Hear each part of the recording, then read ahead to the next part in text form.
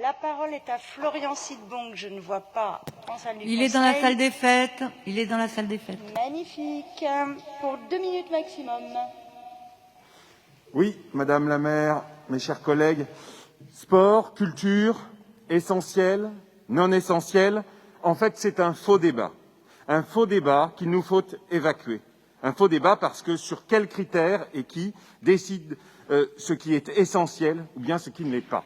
Un faux débat parce qu'il n'est fondé que sur une vision utilitariste de notre société, une vision limitée que nous ne pouvons pas accepter. Un faux débat aussi parce qu'il a montré sa totale inefficacité épidémiologique. Ce faux débat, il faut en tourner la page définitivement, car malheureusement, celle du Covid, de page n'est pas tournée et ne le sera pas immédiatement, on le sait bien.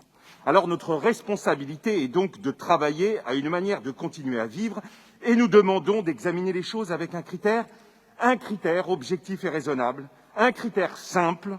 Qu'est-ce qui, pour lutter contre la propagation du virus et d'un point de vue sanitaire, est à risque et qu'est-ce qui ne l'est pas?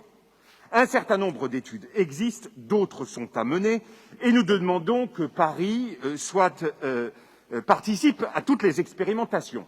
Ce n'est pas bien sûr la même chose si on parle des configurations assises ou des configurations debout, des spectacles et manifestations sportives en salle ou bien à ciel ouvert. Mais l'absence de culture et de sport représente un autre danger et Boris Cyrulnik disait il y a quelques jours « L'allègement du confinement pour la culture est une urgence sanitaire ».